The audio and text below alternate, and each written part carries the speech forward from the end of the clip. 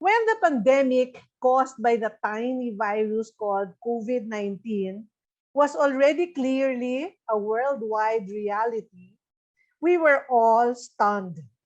In education, we struggled but persevered to shift face-to-face teaching and learning practices to remote processes.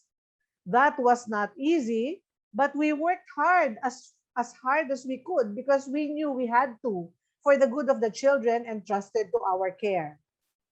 Looking back, we see that a lot of what we were able to achieve was because of the generous and meaningful contributions from different sectors of the wider community.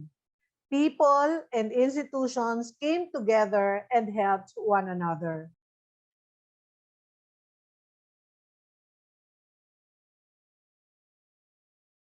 In this practitioner-focused series, we explore a wide spectrum of educational technologies and show how an inclusive and engaging teaching learning process is still possible during a difficult situation such as the present pandemic, and also doable even in under-resourced schools because of collaboration and partnership between schools and the larger community.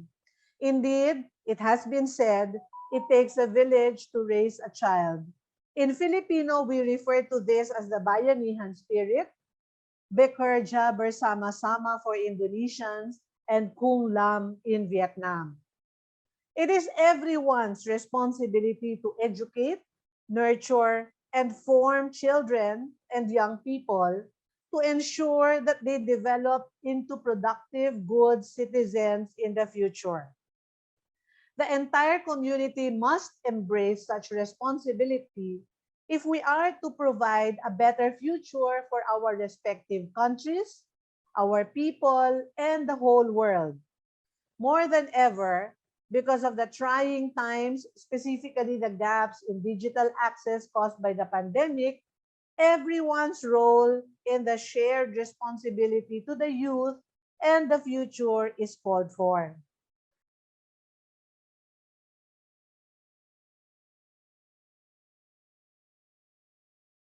The first thing we divide our students into two categories. The first, students with access, and the second is students without access.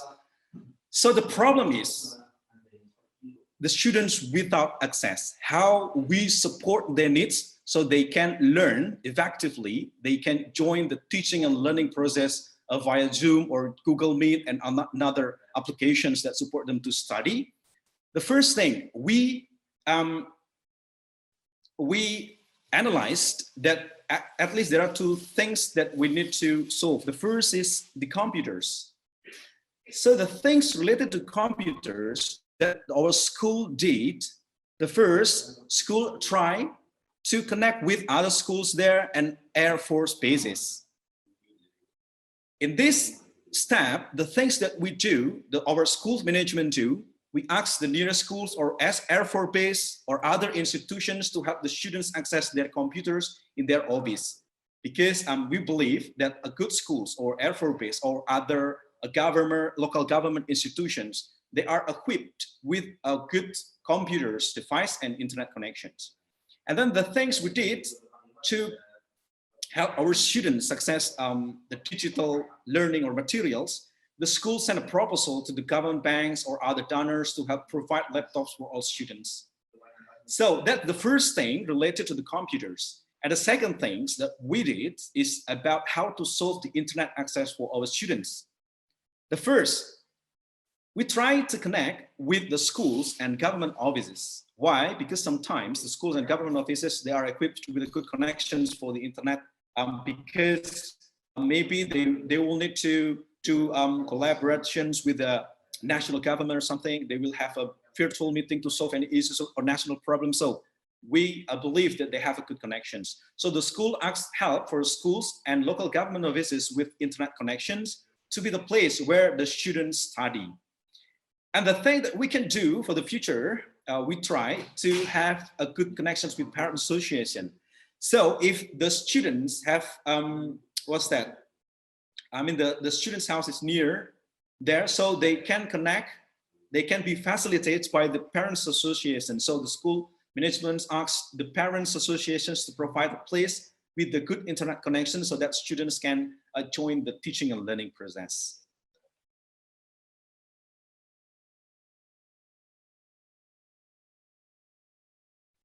The lesson learned that I'd like to share, the first, it is good to have an assessment and knowledge of the situations. After knowing the pandemic era, we know the school needs, we know the students' needs, and we face the problem. So we need to access, yeah.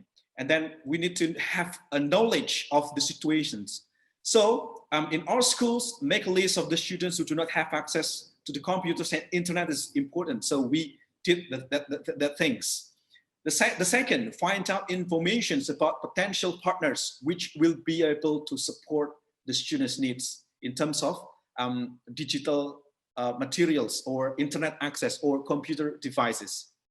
And the third, approach the potential institutions by arranging a virtual meeting, of course, sending them our proposals, following up the proposal, arranging a virtual meetings, achieving the agreement. So that's what we expect. And make sure the things that we need to do, we need to have a very good school branding on the internet or social media that we can use so that our partners will see the situations. Our partner will see the urgency of the devices or another connections that we need to support our students and in their remote area learning.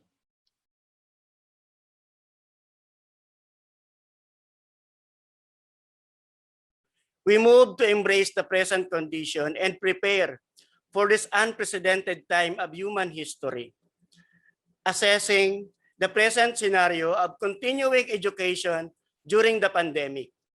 I and my team have identified the following key issues.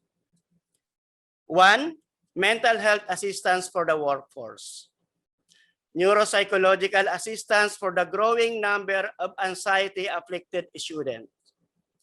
Reading reinforcement at home. Barangay and police assistance to prevent cyberbullying cases outside school premises. And online training of parents on handling their children during online class. The first two issues both focused on mental health, which is deemed important, particularly at this time when we are faced with something that we were never prepared for. While we are all after taking care of the students and how they cope with the different modalities we have adopted to deliver instruction, it is also necessary that we take actions to ensure that our teachers too are given the same assistance. We see the passion of every teachers to retool themselves of new skills needed for remote or distance learning. And all this may take their toll on the teachers, thus I consider this as a key issue. Well, reading reinforcement is deemed to be necessary as comprehension paves the way for unlocking meaning across all subject areas. Thus, we need to address this issue at this time of the pandemic. Cyberbullying is a key issue also, which may be overlooked as we are focused on the essentials of online learning. But with the students' longer screen time, there are students who experience this. Hence, we see the importance of addressing cyberbullying.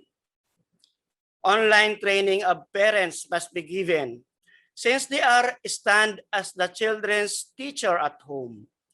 They should be educated on how to properly handle the concerns of their child during the online classes and answering the modules.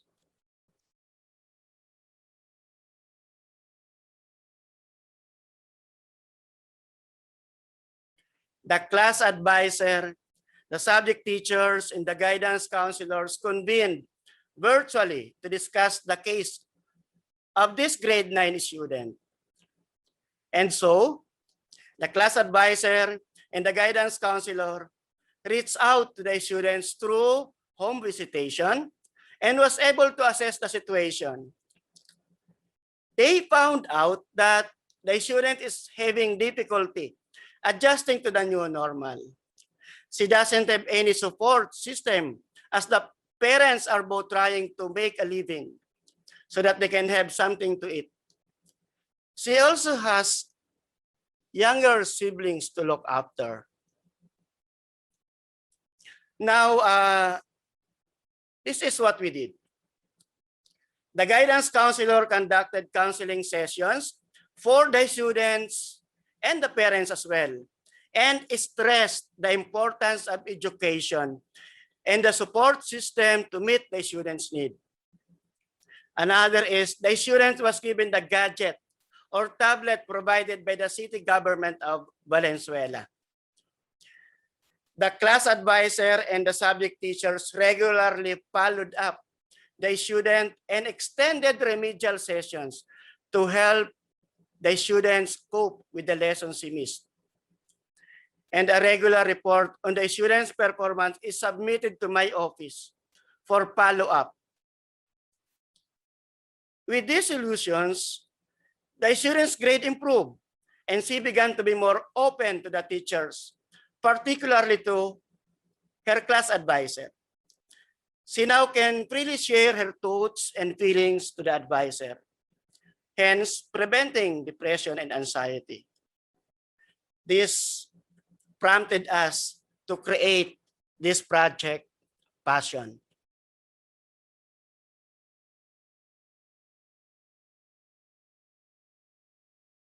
Now in the pandemic with COVID-19, how can we shift the hands-on activity offline to the online activity effectively? We try to design some like plan, and here are the key goals our center made. Firstly, we try to guide remote hands-on activity efficiently, and we always think about all students. So not let any student with low resources left behind. Usually when you talk about remote learning or teaching, you think about computer, smartphones, and other technology. So with the student who are in poor condition, it's not easy. So how we want to cover all students, not like just a student with well equipped, and try to meet the demand of parents for STEM activity at home, because when their children stay at home, they tend to play with the electronic devices and watch TV, and the parents are not happy with that. They want to have something to guide their children to do physical activity like STEM, but not many of them could do that themselves. So they need more guidance, more things from some center or some company to help them with this.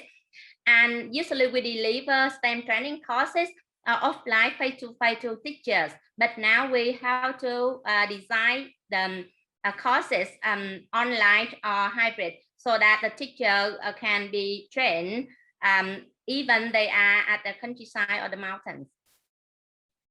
So to do that, we try to firstly collect the online resources which are free already online, and also we made our own online resources for students and teachers. We prepare the ready-to-use and affordable STEM kits to send home, so that the student with low income can buy the kit to do activity, and try to shift the courses for teachers to the remote or hybrid training courses. And here are some STEM packs to send home of our center. You may see many of them are very simple with the material you can find around your house, or the supplies are full of student or some recycled materials. And so with the pack to send home, you may receive firstly the material with the name and like the real material, and the procedure in case students can't do it themselves. So firstly, we let the student try to do that themselves, but sometimes when they can't make it, the parents with the guidance or the teacher, if they do that remotely, can guide the student to do that. And not just doing the experiment or the hands-on activity. The important thing we include is the science behind it. That means like students know what happen with the activity, why it works, why it doesn't work, or how to relate the knowledge to the real life problem.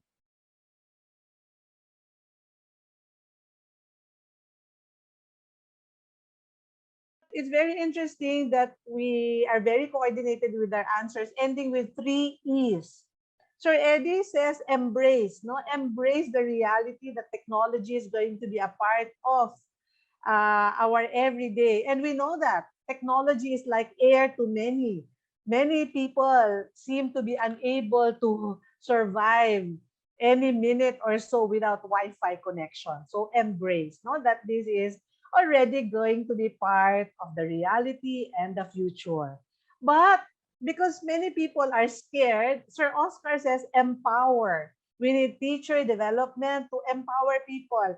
Maybe it's not that they don't want to, but they're scared because it's an unfamiliar territory. So let's help our colleagues by empowering them through teacher development programs, hand-holding almost, no, our colleagues so that they become proficient in this.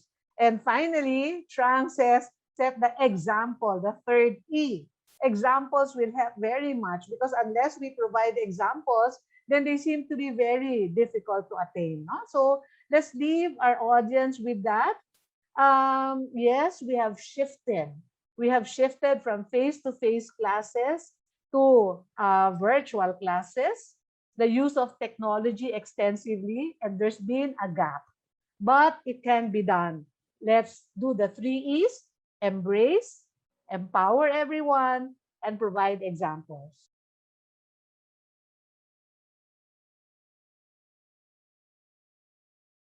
Question is not how do I conduct tests during online lessons. The question, whether online or otherwise, is how do we engage students? That should be the questions. We engage them by providing them with appropriate learning experiences. Obviously, online lessons or even face-to-face lessons cannot be all lectures or explanation by the teacher. There must be opportunity for students to do some kind of exploration of whatever they are learning. And afterwards, they may be engaged in some kind of structuring of their learning. And regardless of the subjects, but mathematics in particular, for consolidation, students do practice. And along the way, they will be writing notes. Sometimes we might call that doing a journal. They might be reading, for example, for information, and quite often they have to be doing some kind of reflection.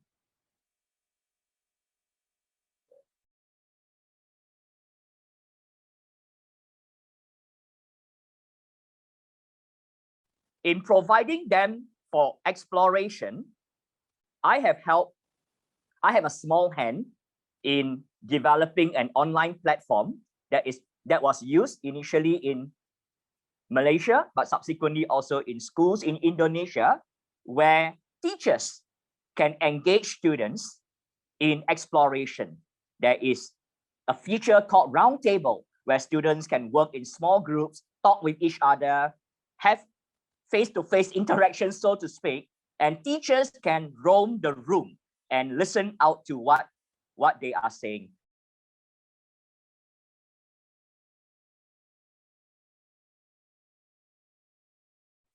Although we talk about this in the context of online learning, I would say that this tool is useful even in face-to-face learning. Even as students do their work in class, even though they are seated in front of me, I can take a peek at what they are doing without interfering, without interrupting their flow of thought. I do not have to intrude by peering over their shoulders.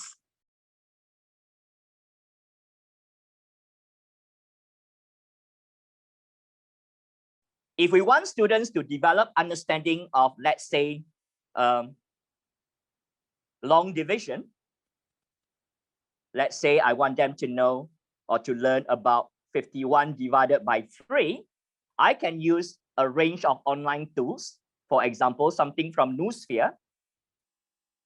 something from Brain Camp, also something from Math Learning Center, where they can, or the teachers can, demonstrate and students can engage actively using concrete materials to see that in 51 divided by 3 is probably more productive to look at the number as 30 and 21. So tools like that are easily available, and there are options that teachers can use. So when they do long division like 51 divided by 3, they can see that they are taking out 30. As a result, they are left with 21. And when they take out the rest of it, 21, they can proceed to conduct the long division as they would when they were in class with us.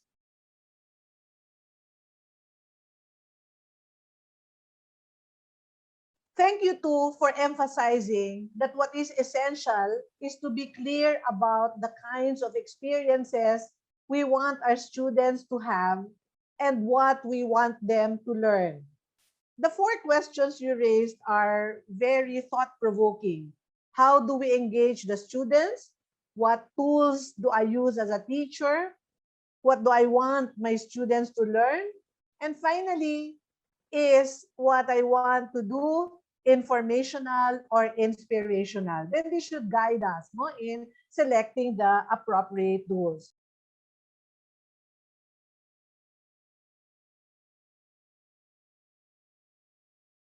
So teachers created a professional Facebook account, and we made chat groups for each class.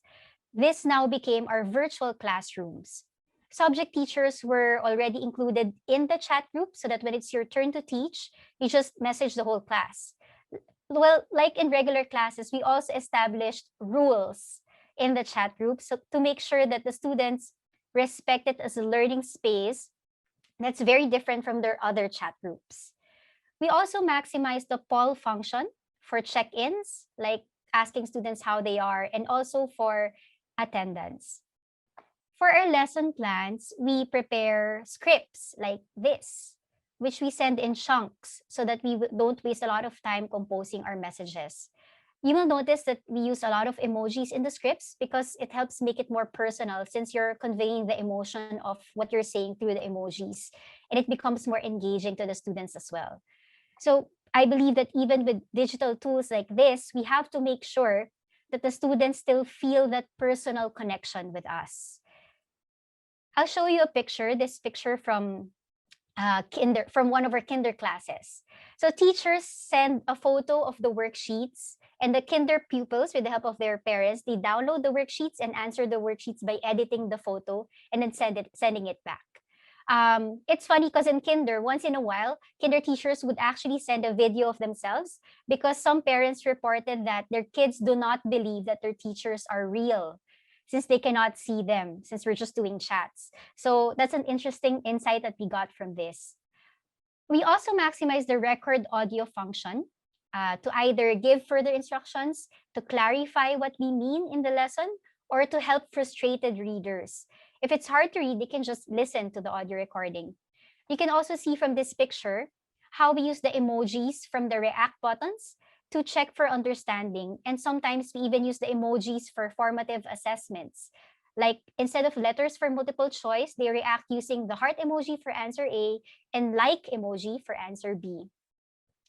The feedback that we got from parents and students, they said they like it because first, it's something that they are already familiar with.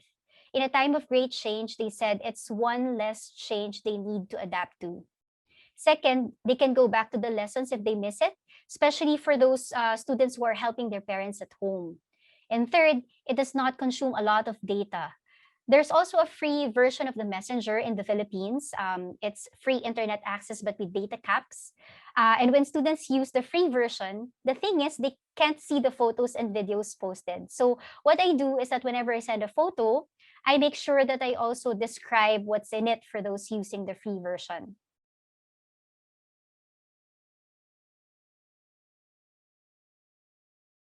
We have to be student-centered when making our decisions on what digital tool to use. You know, what's trending right now might not be the best for them. You might come across some very interesting tools and get excited to use it for your class, but if it doesn't fit their context, chances are it will not work. Second, we have to teach students how to protect themselves online. We all know about this, but we take this for granted sometimes because we assume that since students already know how to use the tool, they also know the dangers and risks of using it. But especially with Facebook, we have to teach them to report cyberbullying, to not entertain strangers they meet online, to be smart in dealing with people, and in protecting their personal information. So we have to have an orientation about this and integrate it in our lessons, even if the tool is already familiar with them. The third one is we have to be ready with plan B. Especially at this time of the pandemic, flexibility is key. If, for example, you see some students struggling with the tool, even if you think it's familiar, what else do you have to support their learning? You may also do number 4, maximize the features of the digital tool and integrate it in your pedagogy. So for example, I started using the record audio function of Messenger when a student told me that he finds it hard to catch up with the chats because he reads them slower than his classmates.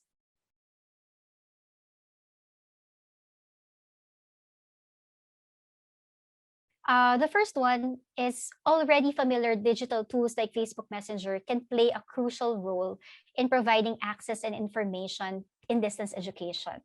But if you're not careful, it can increase the gap even more. The second key learning point is that the pedagogy is still more important than the tool. It's not the technology teaching the students by itself. It's still us. It's the teachers who design the learning experience with the use of technology. Digital tools will engage and inspire learning in the hands of a very skilled teacher. But even the most advanced tool will be meaningless in the hands of a teacher who is fixed in his or her ways.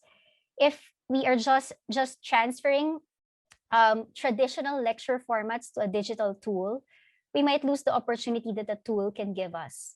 And the last point is that digital tools are not the answer to everything. Consider the other factors that affect student participation in your class and try to address these concerns. The effectiveness of digital tools is a question of pedagogy, as I've mentioned earlier, but it's also a question of equity. We have to rethink the kind of support we give our students so they will not be left behind.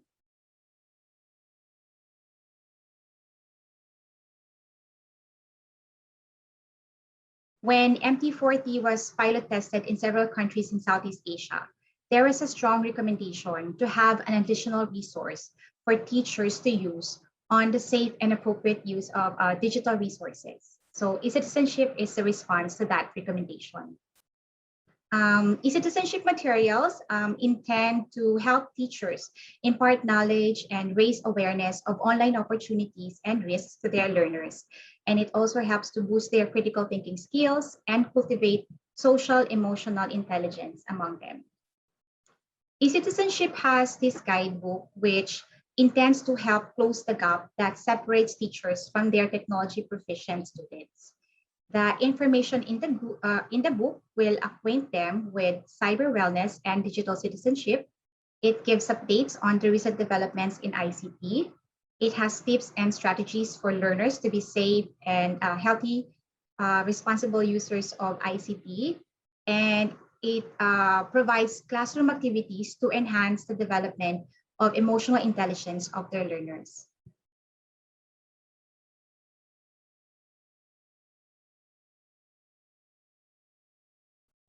The structure of the lessons were based on the 5 A's learning design. The lesson plan starts with an activity and is followed by analysis, and then abstraction, application, and assessment. So here's a sample teacher's guide on being mobile. Here you'll find the rationale, which briefly explains the importance of the topic, the prerequisite knowledge and skills of the learners, which are necessary for them to be able to appreciate the suggested activity, and then an overview of the lesson.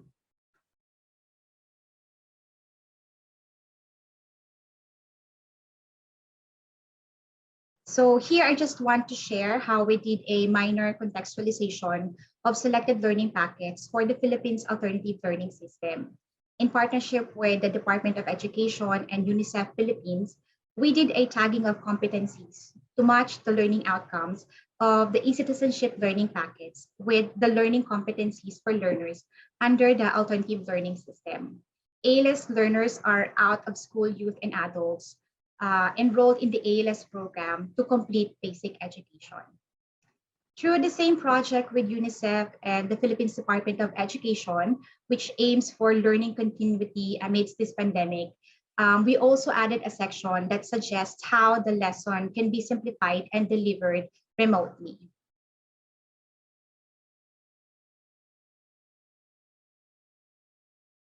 So here are some points for us to think about the importance of capacitating our teachers amidst this rapid use of social media and heavy reliance on digital technology. First, there's still many teachers who are not as adapted to the internet and mobile technologies as their learners. So those who are adept at these technologies most likely do not use it in the same way that the learners do. Second, we need to recognize that teachers, including parents, still have difficulty in providing effective training and support to ensure the safety of their children online. Teachers themselves need to develop their own digital citizenship capacities for them to effectively guide their learners to become safe and responsible users of social media and digital technology. And lastly, the potential benefits and risks of ICT activities are sometimes not very obvious. Also, some activities can simultaneously incur both opportunities and risks. That's why teachers need to be acquainted with digital safety and literacy, or the broader concept of digital citizenship and cyber wellness.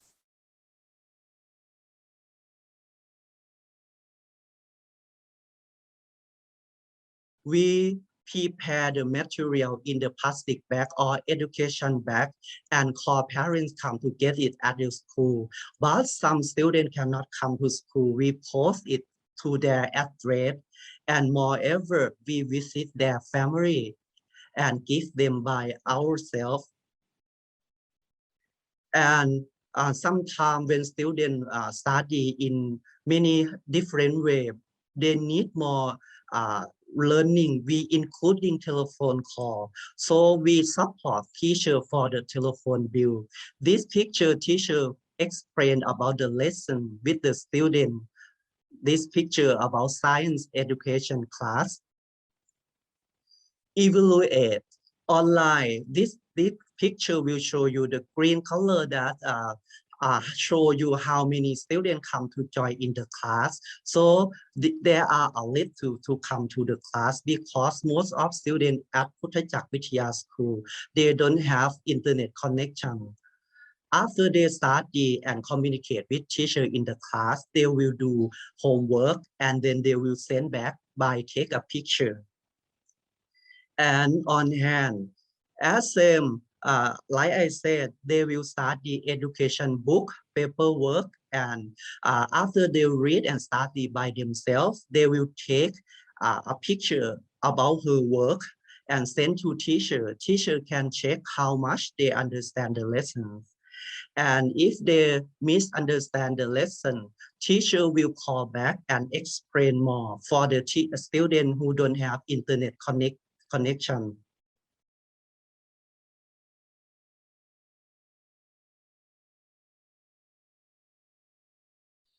Here is the implementation plan of Capas National High School in utilizing RBI radio-based instruction as our learning modality.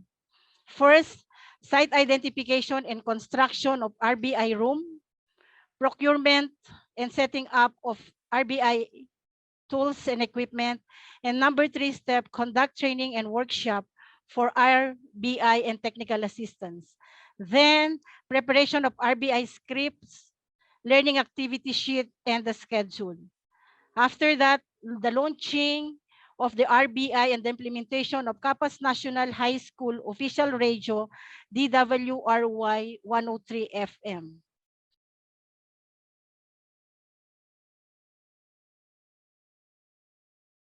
The benefits in using RBI as our learning modality.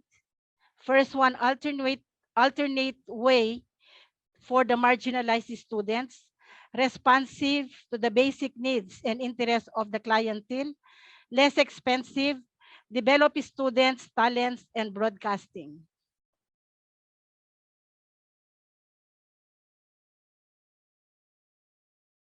Let us not forget the person who hold and navigate the string, the teachers and the principal who encourage the learners to stand tall and soar high towards their dream. If you notice in this presentation, there is a time allotment per subject from Monday to Friday, which is 20 minutes. And then there are 2 types of script that we prepared. The first one is SOA, School on Air, and the second one is dramatic approach. The difference between the two, for dramatic approach, there is a time, technical instruction, and spill. These are the trainings that was conducted in the month of August for our teachers to be well prepared in the preparation of their RBI script.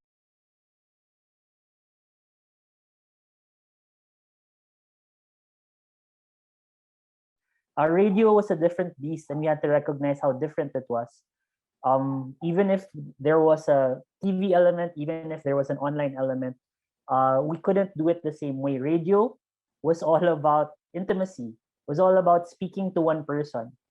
So for us to be effective as teachers, we had to understand what the best radio programs had in common. And when we looked at everything that was on air at the time, even in our own radio station, a lot of it had to do with stories. So one of the key things was, were we presenting stories that our students, that represented our students?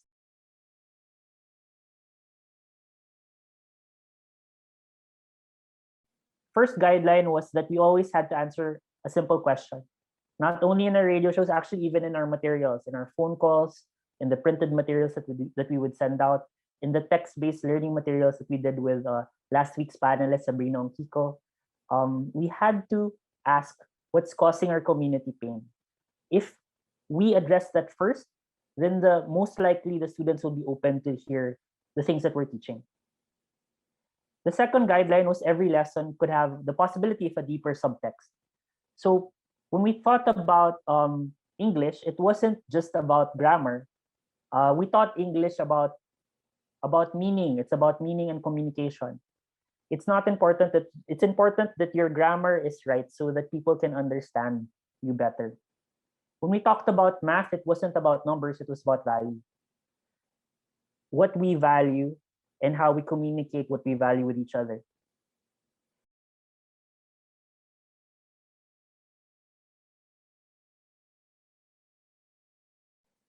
We were lucky that we found partners whose content could be repurposed. I guess the old adage, it doesn't that we should not reinvent the wheel, rings true during these times. Many partners, whether it was the Office of the Vice President, whether it was the Department of Education and Department of Health, were willing to partner because we had airtime. And there were international partners like Rising Academies, which had given 500 of the radio scripts for free. If you go to their website, risingacademies.org, you don't even have to log on, and you will find 500 English as a second language texts and math lessons for grade 1 to 6. Radio was not just about one person to the other, but on the back end, it was made by a community of collaborators. And this is why Our finale for this radio project is that from 11 hours a week of producing content, we have 11 hours on air every week. We decided to do 1 hour a week. And for that 1 hour, it was our community that would host, write, and produce the show. It was important for them, I guess, for this last phase, to transition as we transition slowly into face-to-face classes, that they would have their own voice. A lot of skill sets, as Ma'am Yolanda said, would be tested here. Not only writing, not only speaking, but also how they form their thoughts and opinions.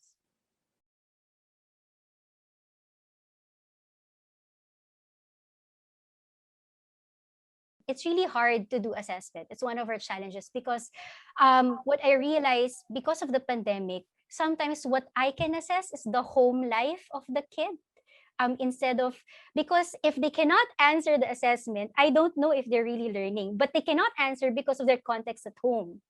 So sometimes what I tend to measure is, okay, this kid is failing, but the reason he or she is failing isn't because he or she hasn't learned anything, but because he or she cannot get the access to the assessment, or because of something that happened at home, they weren't able to come to class and are not able to do the assessment. So what I realized is that one, in terms of assessment, especially for kids in areas that are, that need more support, formative assessment is still the best way to gauge how they learn. So while you're talking to them, while they're so portfolio assessments, also making them do activities that are engaging to them and which they cannot, because they're engaging, they don't want their parents to do for them, because that's also a question. Like sometimes, mommy, I don't want to do this. It's hard. So you do it for me. But if the kid really wants to do it, they themselves will say, mommy, don't do it for me. I want to do it by myself. So those kinds of assessments really work in our situation. Second, like making the projects more meaningful. Like at home, what problems can they solve at home? If you're teaching science, for example, can they science their way out of that problem and using what you've learned, and then they can tell the story, like, so there's something personal also about the assessment. So that's what we found helpful in our context, because otherwise we will just measuring what happens in their lives instead of really measuring what they've been learning.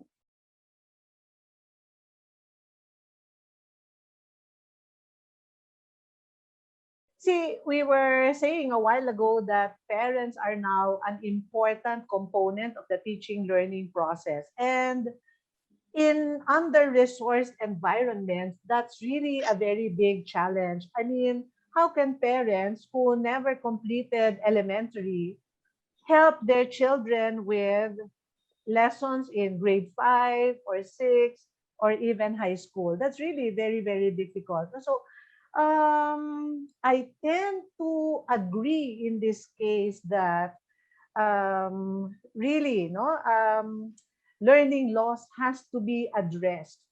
But we also have to go back to what learning is. No, maybe we, just as we will soon be coming up with new definitions for classrooms and class lists and class schedules, it would also be helpful to come up with new conceptualizations for learning, teaching, and assessment.